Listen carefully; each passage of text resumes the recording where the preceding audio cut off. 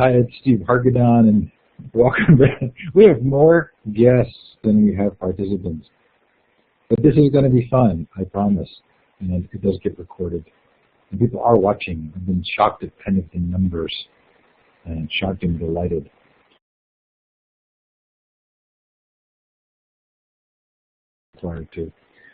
There's a lot going on for Connected Educator Month. We're over a third of the way through with these cafe events, and I will say quite candidly, they've probably been one of the most enjoyable things I've ever done online. There's the Ed Connector project.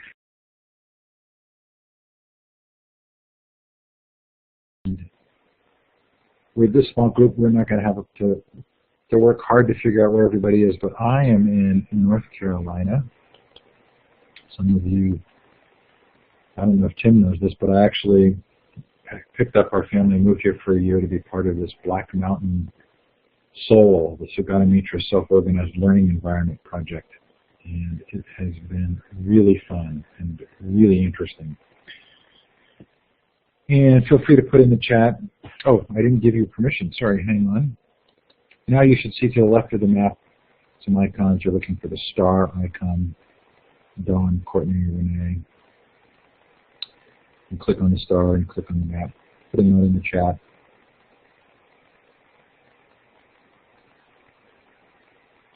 I'm glad that the three of you, do any of you know each other? I think it's more likely that Bill and Tim might know each other, but David, do you know either of the two of these guys? No, and I'm most anxious to meet them. Okay, it'll be fun. So Bill's in Long Island, Tim's in Portland. Don, Courtney, and Renee, I wonder where you are. Let us know. We'll keep moving forward here. Okay, so here's how this works. We'll start by doing 3-minute introductions. So we'll go in the order that's on the screen there. Tell a little bit about yourself, maybe something that other people might recognize or would make a connection with you if they found out about it. And we'll do a deeper dive on things that you really care about in a short bit. But this is just a quick introduction. So David, can I start with you? Sure. I'm a professor of library and information science at San Jose State University in California. And my area of interest is in K-12 rich information and technology environments. So I've been working on transforming the school library from a kind of a storage warehouse into a really vibrant, participative learning space, both in a physical sense but also in a virtual sense. So I have, my students and I have been experimenting a lot with creating virtual learning commons, which is a very participatory environment where everybody's posting and working together, and as well as the physical space where lots is happening. So that's me, and happy to meet the other two of you. David, did you invent the phrase learning commons? What's the provenance? I think the invention of the idea of learning commons began in Canada with academic libraries, but I was about a year before Carol Kirschlin, who is a Canadian, and I started working on the concept for the K-12 school setting. We have a bit different take on the learning commons, but it seemed logical that the library becomes the center focus is learning, and the second concept, commons, means a very participatory environment. That's we published our first book in 2008, and so anyway, thank you. So all good things come from Canada, don't they? I think what makes the learning commons so intriguing to me is the degree to which, upon hearing about it, it immediately makes sense. Tim, you and I have also actually met in person. Can you tell us a little bit about yourself? Sure. Yeah, my name's Tim Lauer. I'm a principal in Portland, Oregon at Lewis Elementary School. We're in the southeast part of the city. We're about 415 students. This is my 11th year at Lewis.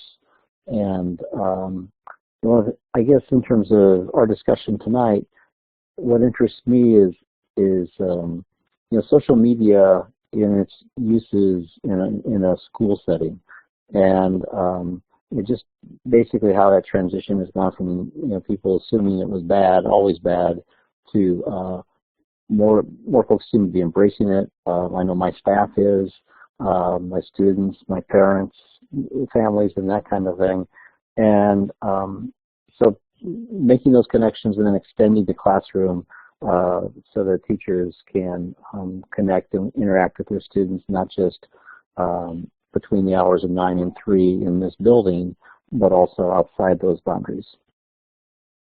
Okay, it's going to be fun to drill down on this, in part because you're the natural tie with Bill.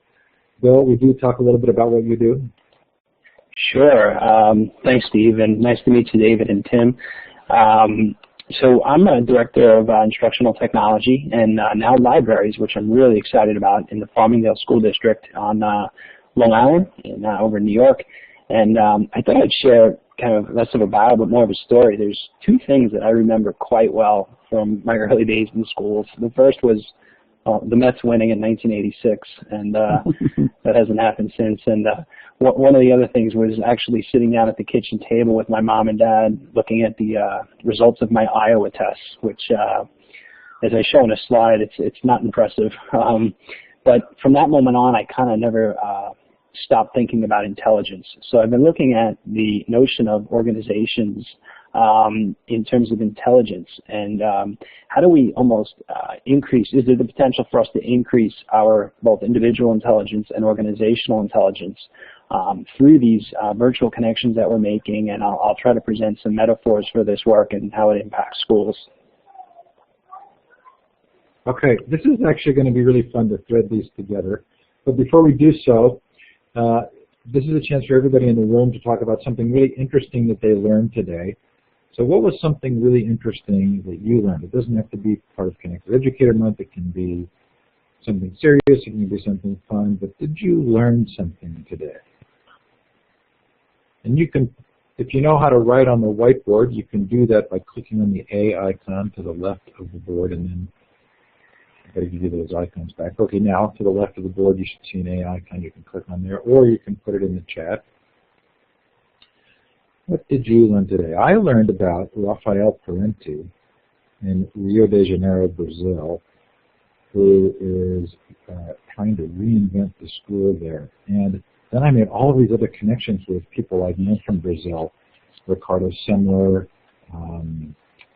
Paulo Blickstein, and I thought, oh my gosh, I hadn't realized how much cool stuff was happening in Brazil. David, Bill, Tim, learn anything today? Yeah, this is Tim. A couple of things. Actually, this is a statewide in-service day in Oregon. Unfortunately, in our district, it's a down day because basically years ago they took it out of the teacher's contract and basically said, oh, it's a day off. It's a non-contract day.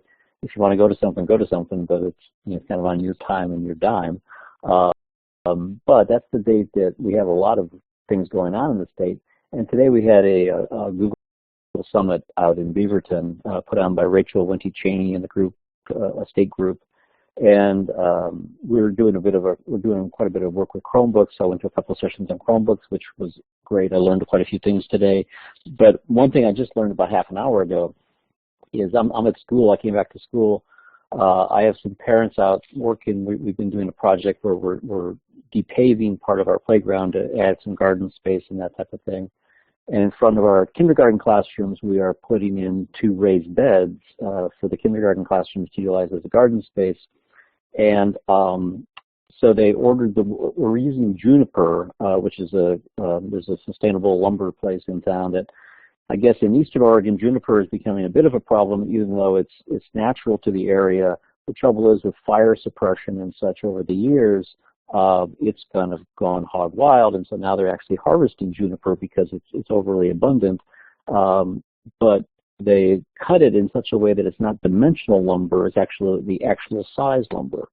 So one of the dads who bought the screws, the nail screws to put it in, was thinking that it was, if it was going to be 2-inch lumber, that really wasn't going to be 2-inch lumber because it's, dimensional cuts aren't the actual cuts, but this isn't cut that way. And so we learned that he needed to have 3-inch screws and not 2.5-inch screws. And so they're out there running up at the hardware store right now. So I never really realized that about the different types of lumber.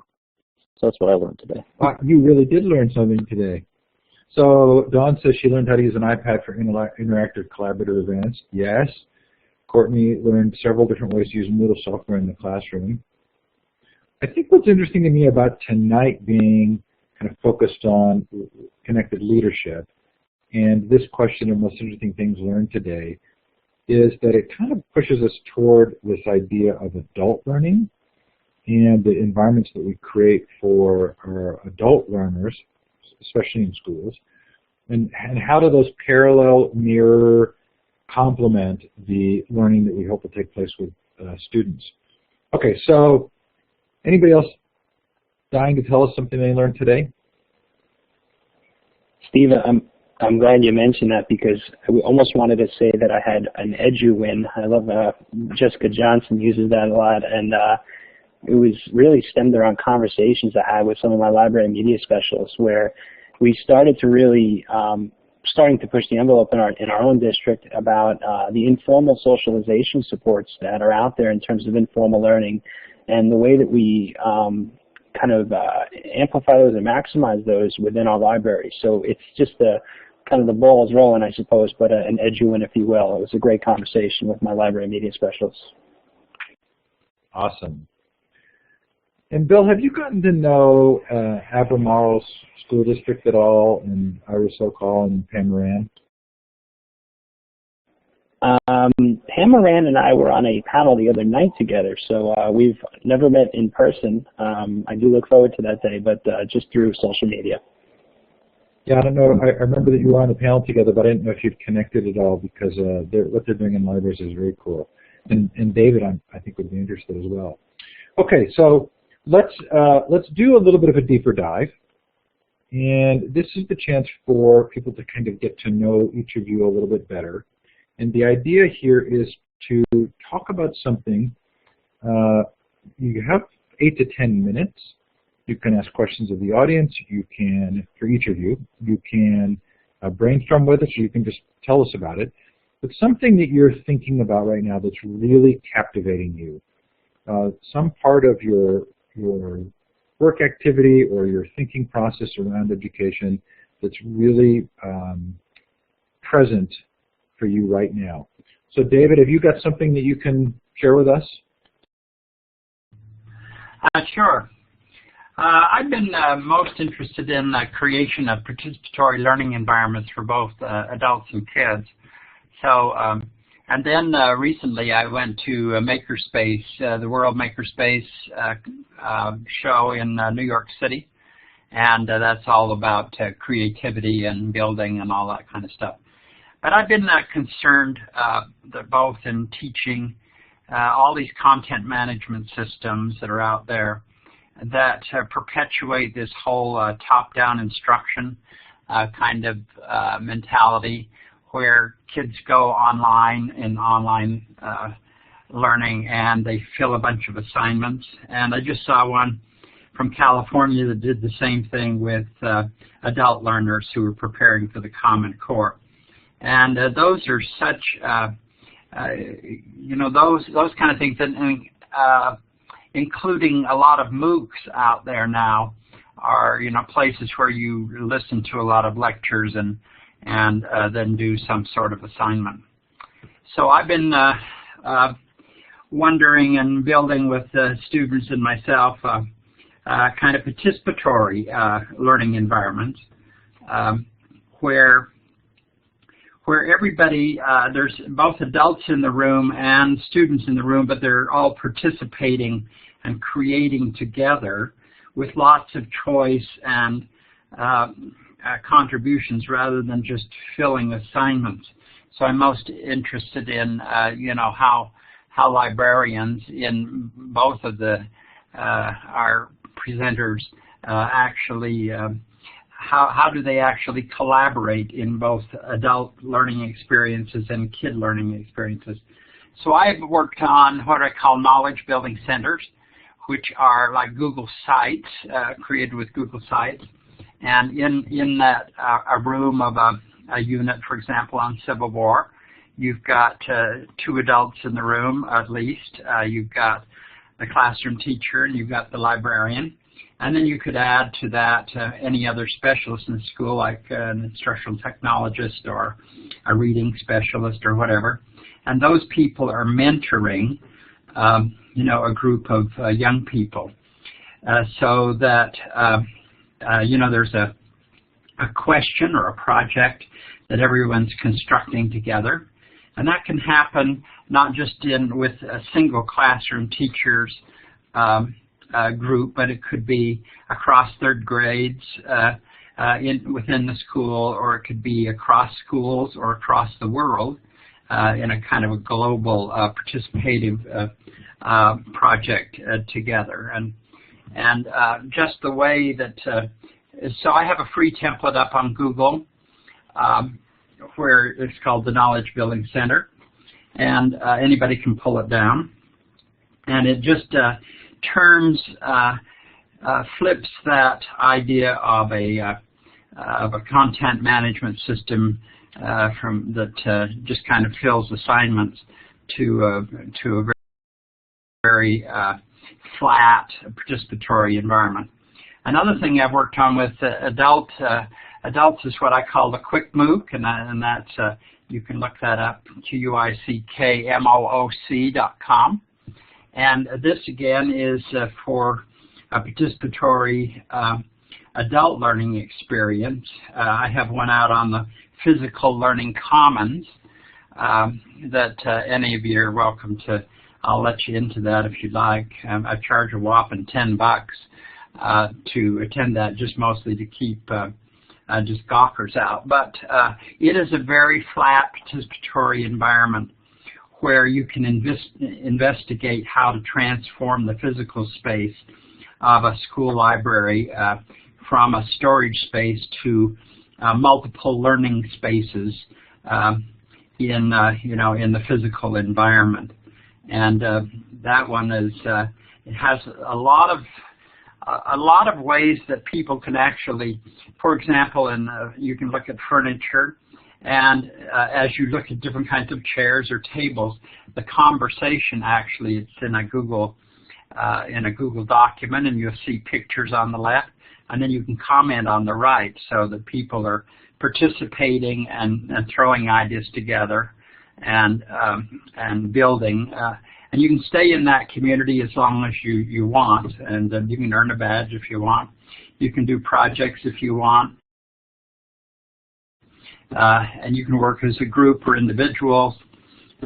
So that's kind of the attack that I've been pursuing, and had quite a bit of success with my students who keep building really great models of collaborative teaching and learning between the specialists of the school and the classroom teachers, to try to get away from the notion of the isolated teacher in the isolated classroom. So that's where my head's been for a couple of years now, and it looks pretty promising.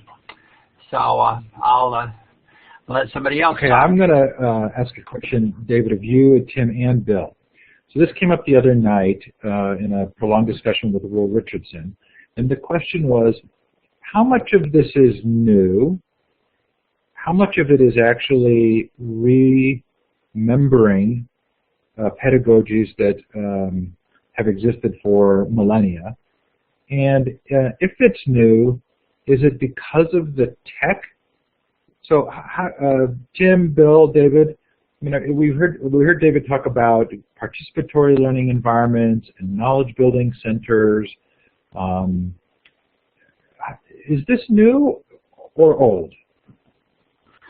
I think it's new because of the technology, because, you know, when have we ever been, well, for example, tonight, I mean, we're on a technology and we're working in real time, and so distance is not a factor. And in these knowledge building centers, you've got, you know, you can have people from all over participating in any time zone, you know, at any time, 24/7. So we've never had these environments like Google Docs, and you know, until what, 5-6 years ago, and so I think it's opened the whole idea of participatory learning rather than just top down. I'm teaching my own class with whatever I can scrounge together. Steve, I would agree with David. I think the technology has certainly made that connection that more powerful and frequent. You know, I'm trying to think what I was, there's a book out there now, I can't remember the author's name, but something to the extent of thinking out loud, and the way that it's crowdsourcing innovation, you know, thinking back to the day of when they started to build cars, you know, perhaps somebody in California might have been thinking the same thing as somebody in New York, yet those two people wouldn't bump into each other to share ideas, of course. But today, connecting with people in, you know, from what we used to call communities of practice back in the 80s, a lot of my research was in that to what's emerged as, you know, the virtual communities of practice has certainly accelerated the way that we can participate in learning with people around the globe. Yeah, I would, you know, I think there's a lot that we do that has always been good teaching, and yet the technology, the immediacy, the ability to connect with people, you know, walking around with your phone and pulling out your phone and doing a FaceTime or Google Plus Hangout or something like that, in a just-in-time fashion. You know, I need someone to show me something. I know, say my brother has this ability to do something. I can connect with him and he can show me. That kind of connection just fascinates me, and it astonishes me in the sense of you know, about 3 years ago, I had the opportunity to go to Shanghai to attend a conference, and I'm in the balcony of my hotel room, pull out my phone, and via FaceTime, I'm talking to my music teacher in my building halfway around the world, and he had some questions that we needed to deal with to help him. He was kind of in charge while I was gone. You know, so this ability to connect. I think he also mentioned Google Docs and that kind of shared space. We're a Google Apps for Education school. Our 4th and 5th grade use it extensively, and the ability for collaboration and for support of students by the teacher through that environment. We also use a tool called Hapara, which basically allows, it's kind of an organizational tool for Google Docs and such. The ability of teachers to quickly and easily, you know, give feedback to students, and not so much grade their work, but actually give them encouragement or give them, you know, concrete suggestions via comments, that type of thing. Where one of my teachers said to me last week, he said, well, you know, if this was, and he's new to our building this year, he goes, if this was last year, I would basically have a bin full of these black little notebooks, and the kids would be writing in those notebooks, and I would put those in the bin, and I'd take those home, and I'd sit on my couch, and I'd pull them out, and I'd write comments to them. Because I can do that now, but I can do that much more efficiently via these tools that we have in our program and such. And so I guess, you know, for me, this ability to quickly connect with people for learning purposes, but also for social purposes. And then, you know, things like YouTube and the you know, I got a quick little story. There's a young man in our program who's a 5th grader now, but this was a year ago. His mother told me that over the winter break, she was limiting his screen time. She thought he was on the computer too much. And so one morning he said, "Hey, Mama, can I get on the computer? I need to do something." And she says, "Well, no, remember we're limiting screen time over the holiday."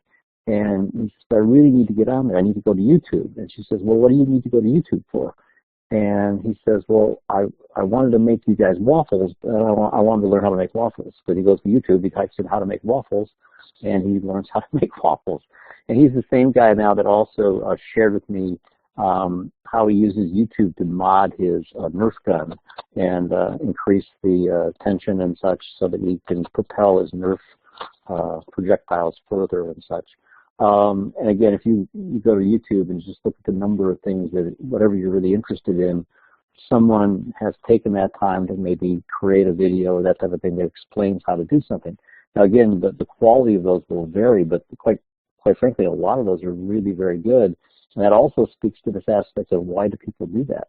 And what is it about these connections that kind of entice them, or they're getting something from this process of helping others in terms of learning something, and I find that kind of interesting too.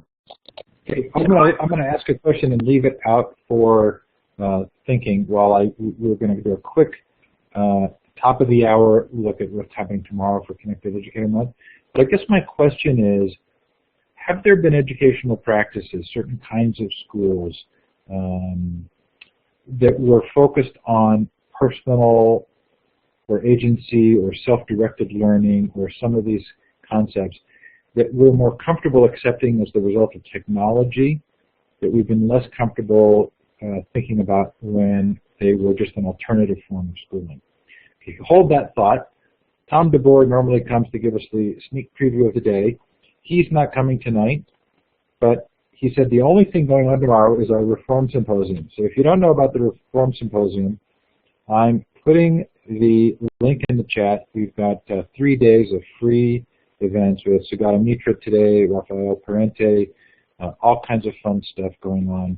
Please do consider joining the Reform Symposium. Okay, before we go to Tim, does anybody want to respond to my question? Agree, disagree?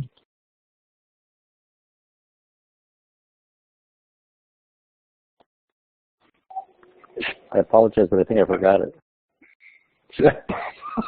Well, are we more comfortable with this idea that we're going to change education because of the technology when there have been alternative schools or alternative models for education that focused a lot on individual self-directed learning and connecting, and but they weren't attractive to us as alternative models?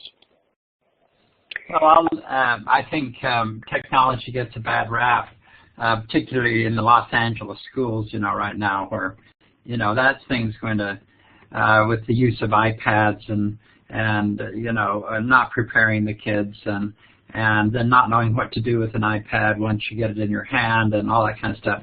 But there's a whole because of these tools, I think there's a whole new level that I've never seen in education before. It's what I call collaborative intelligence. It's the idea where you can get kids and adults together, and they're all collecting information, and they'll throw it all into a spreadsheet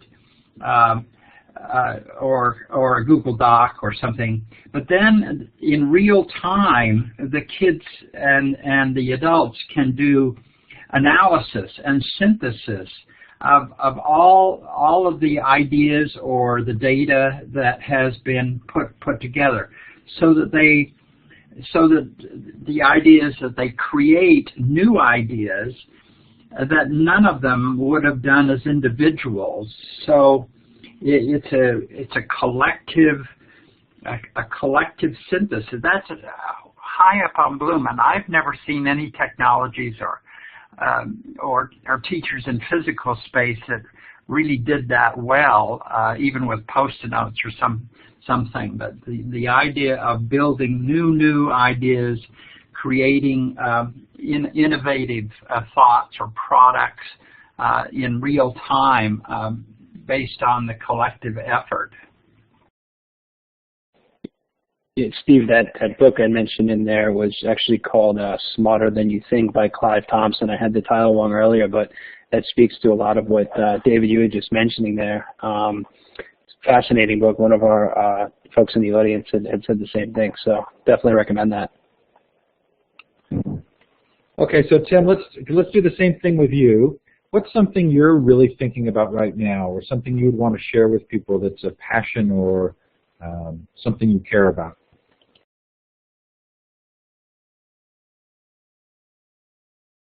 There we go. One of the things that I've been thinking a lot in terms of just as the price of technology drops, and price of personal devices, be they tablets, be they Chromebook type things, netbook type things, whatever, and just how that in terms of school systems, thinking a little bit differently about technology and how do you acquire technology and equity issues with technology. And, you're looking at Chromebooks at $250.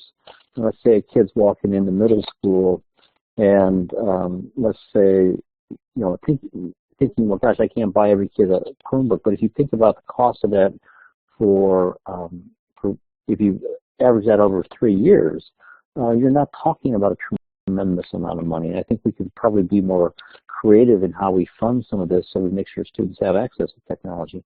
But then the other thing is when you have devices in the hands of kids in a school environment and outside of school also, but in a school environment, I think traditionally what we've done is we've shoehorned what we've already been doing into that device. And so you'll see LA Unified goes out and buys iPads, and then they lock it down with a particular vendor's kind of software, product, workbook, whatever you want to call it, textbook.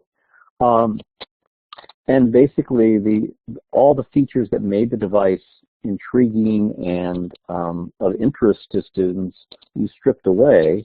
And then so I think that, you've got these devices in classroom, but if you continue to teach the way you did when you didn't have the device, then we're kind of missing the point. And what I would like to see, and I think what excites me, is when I see teachers kind of question their assumptions, question what they're doing, and kind of realize that this is a bit of a new frontier for them and for us, and that they have to be comfortable with that it's not, and I think that's where, like the LA Unified thing.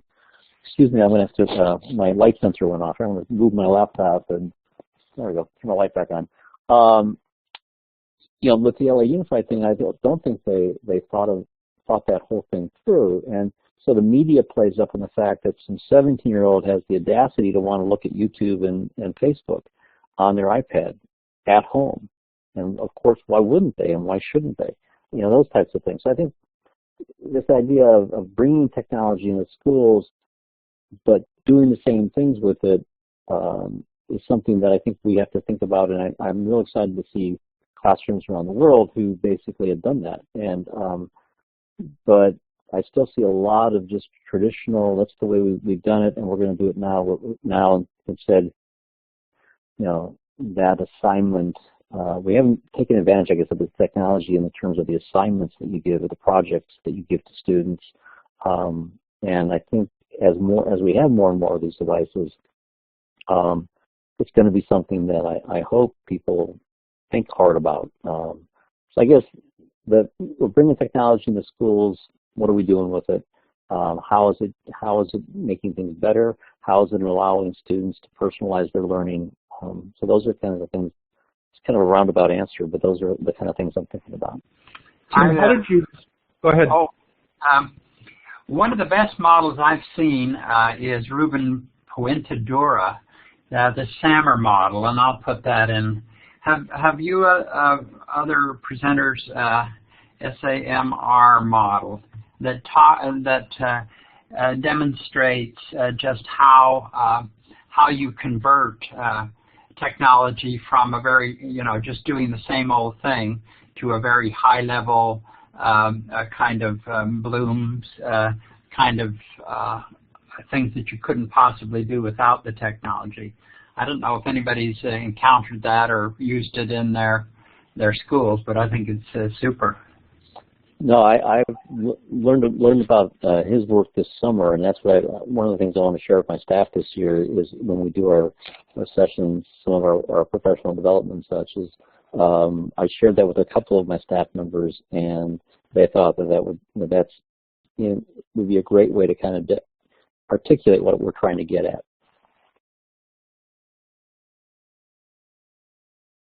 Hey, Tim, I'm curious as to how you react to David's kind of shift from the top down to more collaborative, even lessening the distinction between teacher and learner? Oh no, I think, you know, from my experience as a teacher and my experience as a curriculum person at a district office, and my experience as a building administrator, I think the best ideas and the best things come from, you know, are from the ground up. And I think the best things I've seen, the best examples are when, you know, students and teachers work together. We have a lot of our students who, quite frankly, are technically, you know, especially like our fifth graders and such, much more savvy than some of their teachers. And what I like to see, you know, my staff is the fact that they acknowledge and they kind of embrace that, and they utilize their students to help them, and they also help their peers and such. So, and I think also this idea of having, you know, project-based, you know, you see a lot of project-based work out there, but a lot of that is kind of still generated from the top down. And, you know, I like to see more models that let students explore interests and that type of thing that are, you know, maybe in a larger team, but giving that opportunity for students to kind of set up spaces of their own, as David was talking about, places where they can kind of come and collaborate together. I see a lot of my kids doing that kind of thing with Minecraft. And my staff is really intrigued by Minecraft, and we've got some fifth grade boys and girls who are teaching them about it, and which I think is great. That's, I mean, the idea that knowledge flows one way is something obviously we should not be talking about today. Yeah, Minecraft's wonderful, and so is Scratch, the second version from MIT, and also Tinker, T-Y-N-K-E-R, that in a kind of game format teaches kids all kinds of programming skills. Do any of you have maker spaces in your school? We have been, I'll get back to Scratch, and that Scratch is we've been using probably in our lab with our kids for like 2 years, and we're really excited about the 2.0 version, which is basically, you know, browser-based and such. In the terms of a makerspace, again, that's an area that more of my staff is intrigued by and looking in. Our younger kids just had their Canes Arcade Day last week. Teachers got together and kind of created a cardboard makerspace of their own last Friday. But that's something that I think I'm just seeing more and more interest in that from my staff in terms of wanting to have the freedom to do that. And the funny thing is that I you know, like I said, why you need to ask. Just, you know, do you need some materials? Do you need some things? Let's figure this out and let's do this. But I'm seeing many more teachers, though, much more interested in that model. So Canes Arcade was the example I wish I had thought of when I was asking the question earlier, right? Because that's just cardboard, right? So it's not like that requires technology. I'm interested in this interplay between what we think is new and maybe what isn't. But we're going to run out of time if I talk.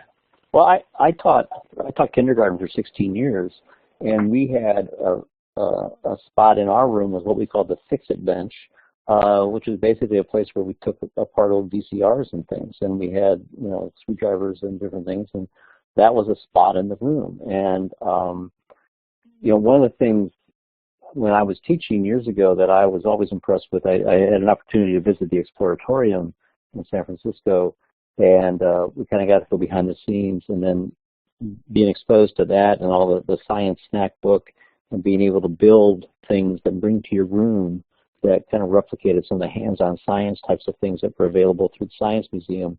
You know, those types of spaces I think have been around, and you know, kids have been, you know, beaten with a hammer and a saw and things for years. And you know, when I was in school, we had wood shop, we had things like that you can make and you can do. And it's really sad to see how that has kind of fallen by the wayside. And all of a sudden, like you say, makerspace comes around and people say, wow, this is a new thing. And thinking, well, in 1968, I was in wood shop and I was in metal shop and I was making stuff. The trouble is, it was, you know, they segregated that. My wife was one of the first people that was actually allowed to take the shop classes and such. I've known her a while. But, you know, so those kinds of things in terms of having this outlet for creativity, and also just being able to do things as an adult. It's a life skill, and it's something that I think is lacking in schools today. Okay, Bill, we got to move to you because we got to you have to have time to describe a passion, a thought, an interest, something we've never discussed somewhere else. But lay it out for us. All right, thank you.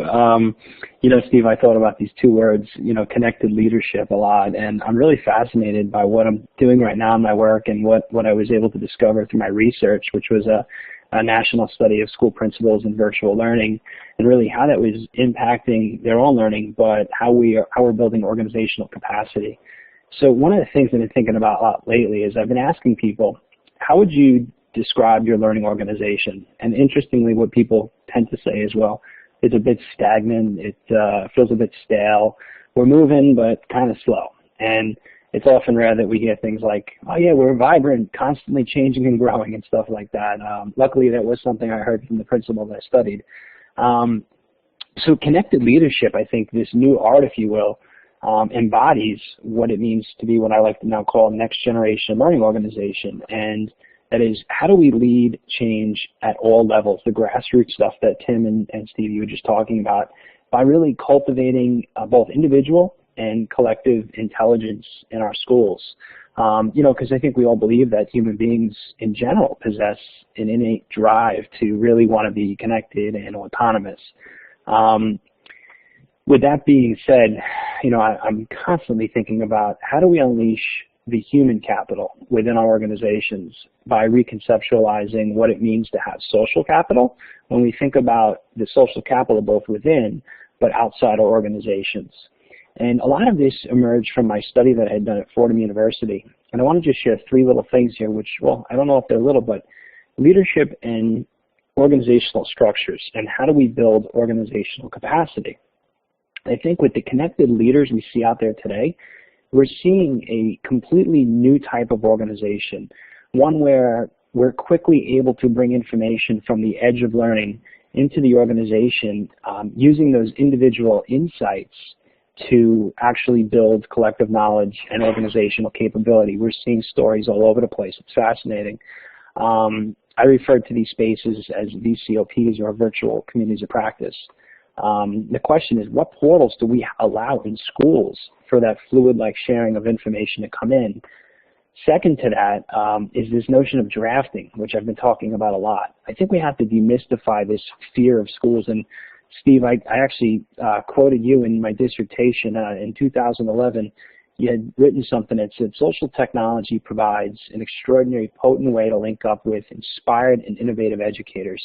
And I'd like to add to that, just thinking, and as we learn out loud and think out loud, as we connect with people that are really smart, sometimes wickedly smart, we have the ability to kind of draft off other people's learning. I had experiences, well, Steve, I draft off your learning all the time, and, you know, John Seely Brown and Don Tapscott and all these brilliant minds. So I look at that as kind of the peloton of learning, and where there's, we're drafting off other people's learning, but if we look at the peloton as our organizations, there's leadership, but there's also no one leader, kind of what we spoke about earlier in terms of where leadership happens.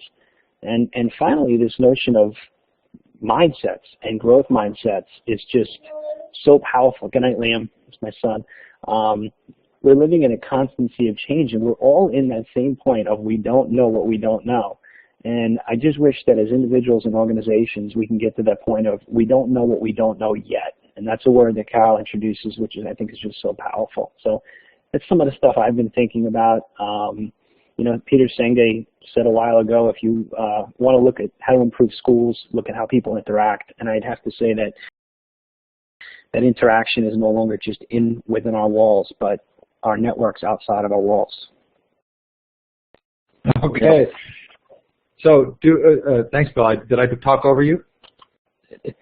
No, I'm sorry. I was just going to totally agree with what Bill just said about this drafting thing. I mean, Twitter is just tremendous in the sense that you've got a lot of these tremendously talented, smart people that I can kind of click and follow and learn from. And I try to stress that to folks that I talk to, who they hear Twitter and they think of people taking pictures of their dessert or something.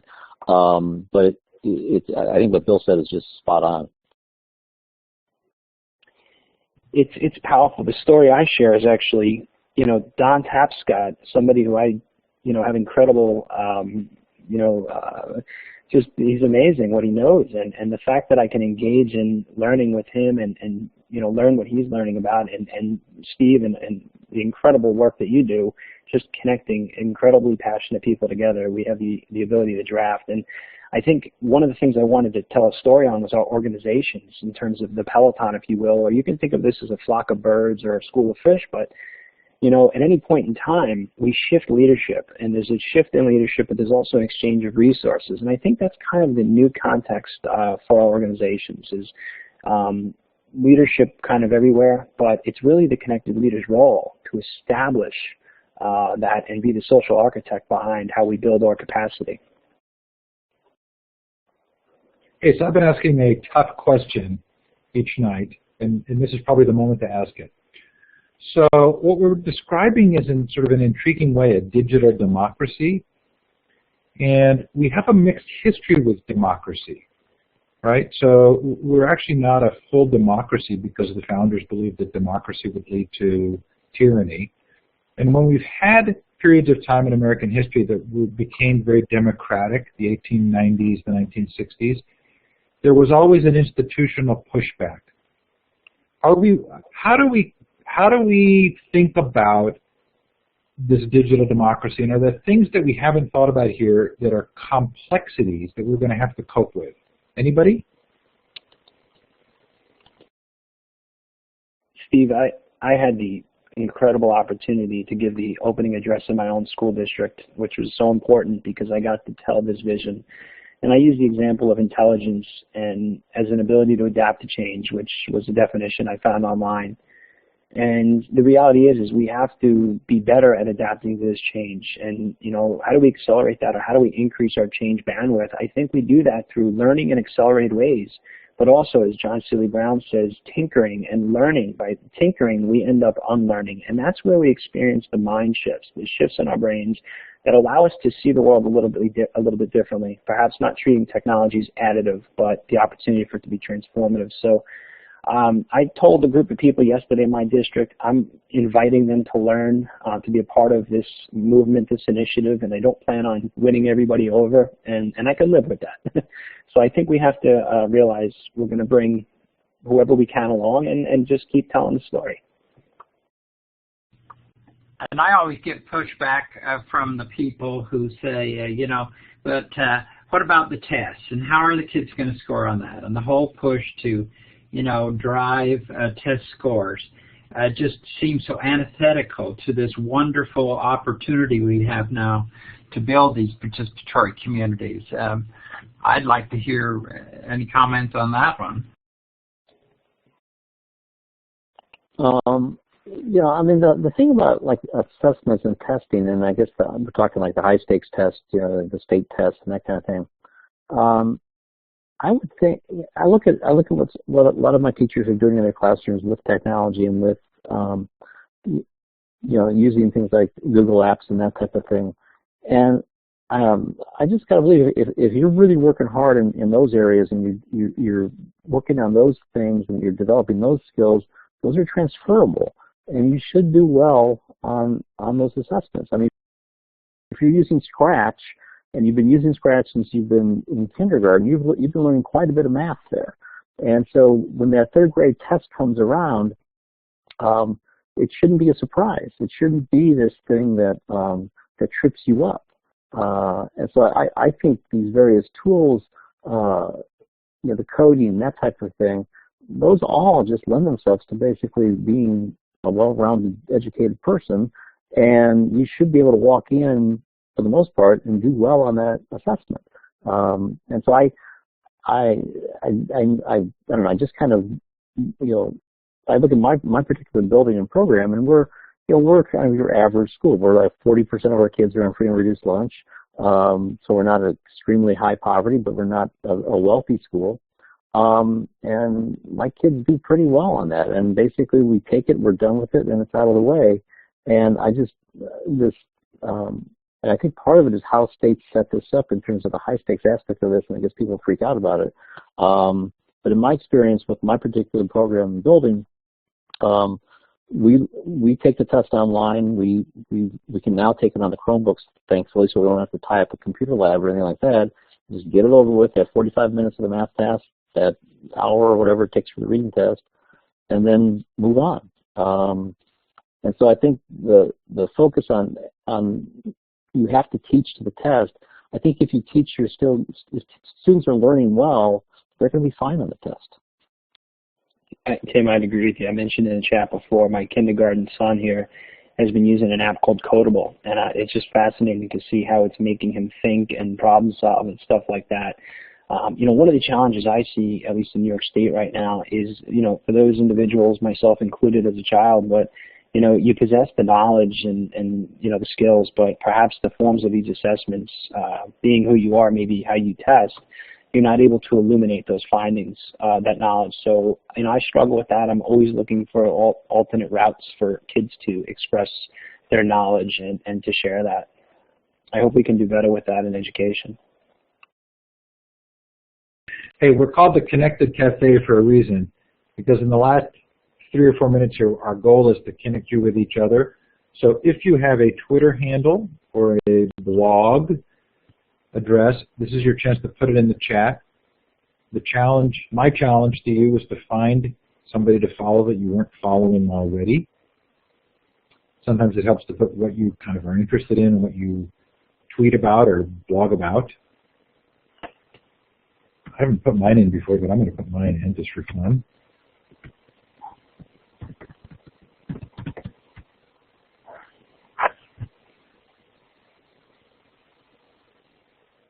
Did anybody in the audience have a question for David, Tim, or Bill, or want to make a comment? I'm giving sort of open mic. Feel free to just click on the talk button to turn your microphone on if you would like to make a comment.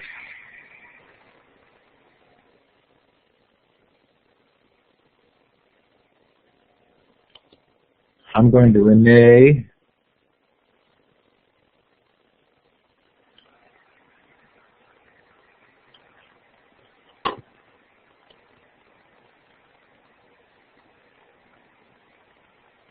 Now I'm going to go to Sherry Lynn.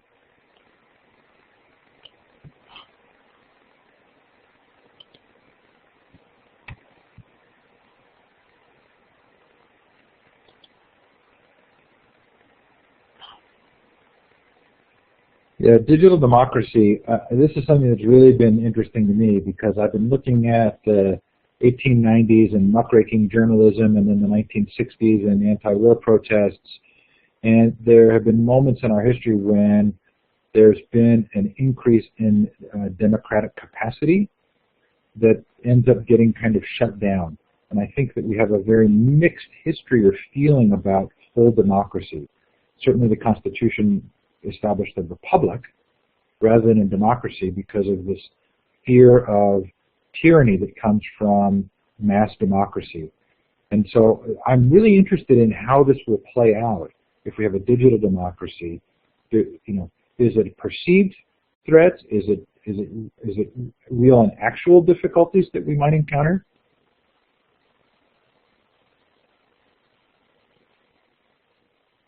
Anyway, feel free to connect with me directly on this because I keep thinking about it.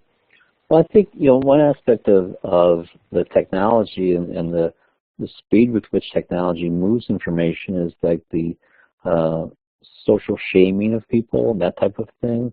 I know there's several websites out there like when people have made comments on Twitter and that type of thing that are racist or offensive or just plain stupid. There are actually sites that that kind of catalog those and kind of they'll alert someone's employer that they're hey, that guy that works for you said this really crazy, stupid thing. That, do you want that guy working for you? Which I think is this aspect of we have this commons area, and we think sometimes we put our things out there, and they fall off the table, but they don't fall off the table. They're going to stay there. And I think it's important for our students to understand that this idea of a digital footprint and such, and the things that you say can really matter and follow you. And so I think in terms of your question, Steve, that aspect of how we have this social space for sharing our ideas and our thoughts and our beliefs is something that also has some consequences attached to it that maybe aren't readily apparent to our students. So here's an example, Tim, that sort of strikes me, right? So we protect the student, we protect what books students check out of the library, right? We don't publish that, and we're often very careful to make sure that we don't put up a list of overdue books by the title of the book, because we believe there's an importance to privacy, intellectual privacy, right? That it's very important to be able to pursue an idea without the threat of the majority saying that's not a good idea. So my question is we sort of created this increasingly open web and comfort with openness, do we need to be also thinking carefully about protecting privacy in a way that that maybe is really sort of critically important to an intellectual society? Is that one referred to me? Is it everybody, or I guess anybody? In terms of in terms of protecting it, part of it is protecting, I think, kids from themselves, right? I mean, people as adults go out and it's not a matter of which book I'm checking out. I'm actually getting up on a soapbox and I'm saying these things, and I think that might be a little bit different than basically saying having the NSA go and check my library card and see what I've been reading or something. Our commitment is to finishing on time so people can go do other things. It's Friday night. I'm sure there's something else we could all be doing, but this has really been fun. Thank you so much. Again, these are brilliant nights for me. I'm trying to think of how I could actually do this on a more formal basis outside of Connected Educator Month. Some kind of regular conversations where I just bring people together and the conversation is the piece rather than the interviews or something specific. But thanks to David, Tim, Bill. Thanks to Dawn. Is it Renee? I'm trying to remember. There is a Renee there, but also there's Renee Moore, who's under, I think came under, Renee, maybe you're in there twice. Who's Connected Leadership? Anyway, thanks to Cheryl Lynn. I followed each of you. Really appreciate your being here tonight. A lot of fun. Thanks, everybody. Have a good night. And Tim, thanks for making time. And Bill, I'd sure like to have you write an article about your dissertation. We can connect. Thank you. Thank you for, it's great meeting you both, and I'd love to. My dissertation's up on my website, so maybe we can connect and talk about that. Put your email address in the chat, would you? Will do. All right, folks. Good night. Good night, Tim.